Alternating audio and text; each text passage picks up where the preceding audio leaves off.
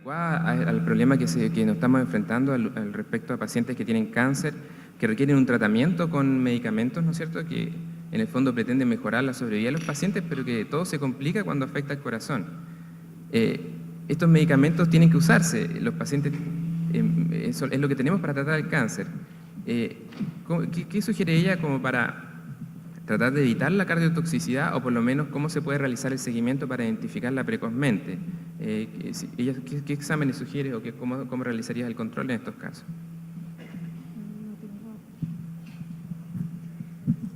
Gracias, Rodrigo.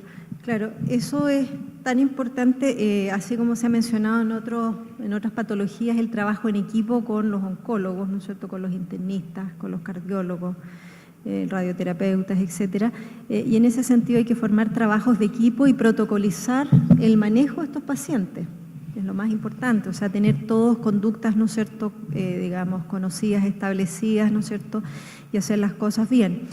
Hay protocolos para todo esto en cuanto al seguimiento respecto de cuándo hacer el seguimiento por etapas, ¿no es cierto?, hacer seguimiento ecocardiográfico, agregar marcadores, como mencionábamos previamente, cuál es el manejo que tenemos que seguir en función de la respuesta a la quimioterapia de los pacientes, etcétera. Todo eso está bien protocolizado, ¿no es cierto?, y se sabe. Respecto de fármacos que pudiéramos utilizar como para poder disminuir los riesgos de estos pacientes, también hay estudios que son positivos en el sentido de que pacientes que son de riesgo o pacientes que ya comienzan a tener las primeras manifestaciones de efecto de cardiotoxicidad, ¿no es cierto?, es adecuado el uso de beta bloqueadores, especialmente carvedilol, inhibidores de enzima convertidora y ARA2, de tal manera que esos son fármacos probados en este tipo de pacientes, ¿no es cierto?, usados en forma precoz.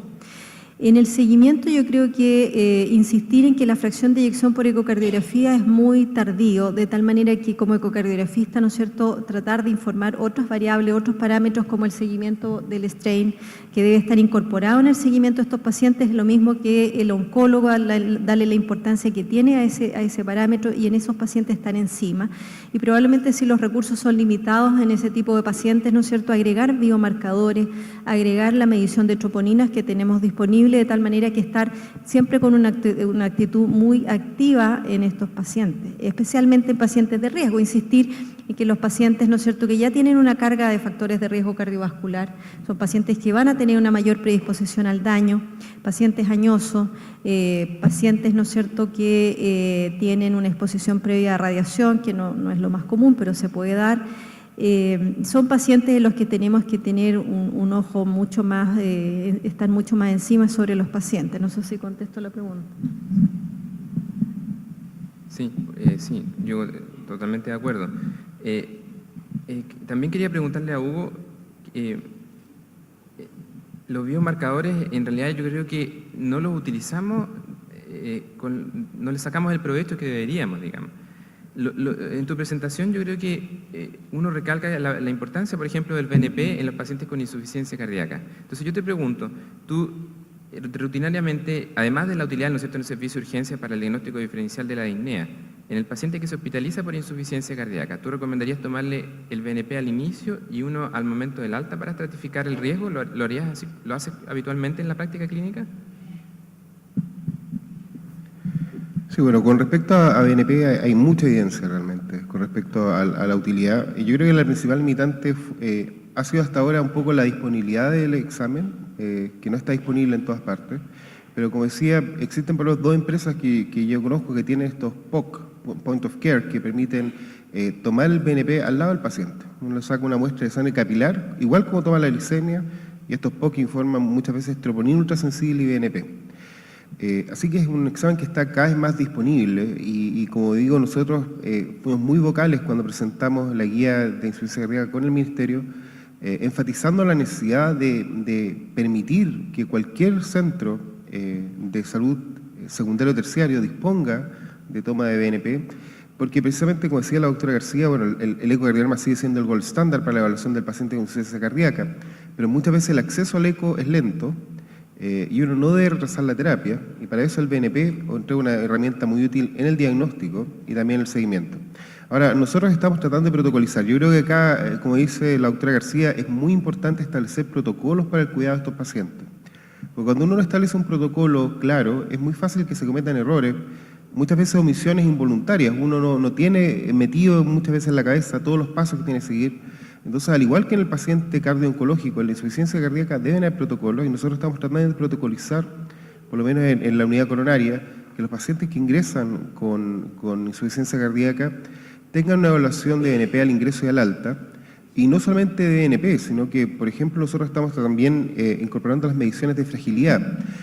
Fragilidad es este síndrome inicialmente caracterizado en los pacientes geriátricos, que representa una disminución de la capacidad de respuesta a la noxa del medio, y que es un fenómeno biológico. Típicamente el viejito cachencho, el viejito frágil, es el viejito que va a tener más eventos, que se va a hospitalizar más, y muchas veces esta intuición diagnóstica uno la puede medir si mide, por ejemplo, la velocidad con que el paciente camina los primeros 4.5 metros, o el test de marcha 6 minutos, o la fuerza muscular con un hand grip, con una mancuerna que mide la fuerza. Y eso permite identificar también una población extremadamente vulnerable, una población que concentra los eventos.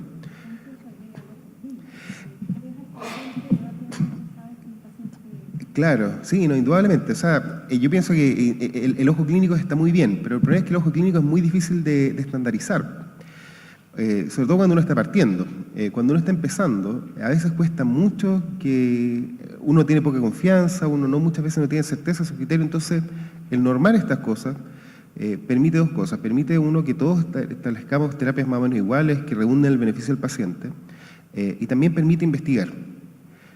No es que claramente uno tenga que tener todas las mediciones de fragilidad para identificar un viejito frágil. Probablemente, como dice la doctora García, uno lo puede ver y uno sabe. O sea, el portero del hospital le dice a uno: oiga, este paciente, doctor, que este paciente este viejito está más o menos, ¿no?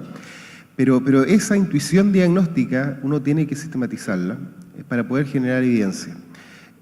Así que nosotros estamos en el esfuerzo de protocolizar la mayor parte de las cosas para poder optimizar la terapia, porque cuando uno analiza los datos del mundo real, uno se da cuenta que tenemos mucha tarea por hacer.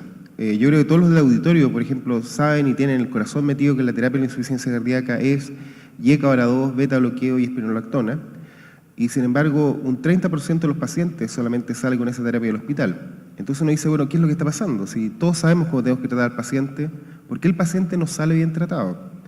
Y ahí yo creo que está la importancia de la sistematización del cuidado.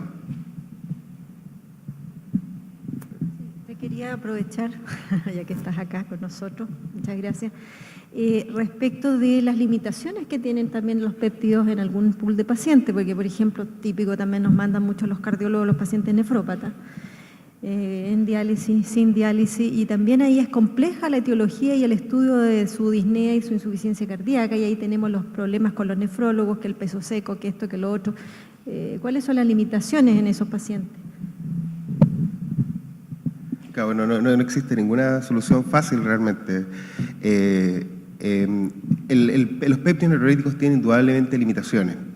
Cambian los valores en los pacientes ancianos, en los pacientes obesos también. Los pacientes obesos, por ejemplo, tienen BNP más altos basalmente, lo que limita su interpretación. Un BNP de 200 probablemente en un obeso mórbido no forzosamente implica que el paciente tiene insuficiencia cardíaca, puede estar simplemente determinado por su enfermedad. El clearance, estos péptidos son eliminados por riñón, así que al igual que la troponina ultrasensible, la interpretación del BNP en el paciente nefrópata es extremadamente compleja y requiere probablemente disponer de otra determinación, por ejemplo, de ecocardiograma. Y probablemente en el nefrópata el delta de BNP va a tener más relevancia que solamente una toma aislada de BNP.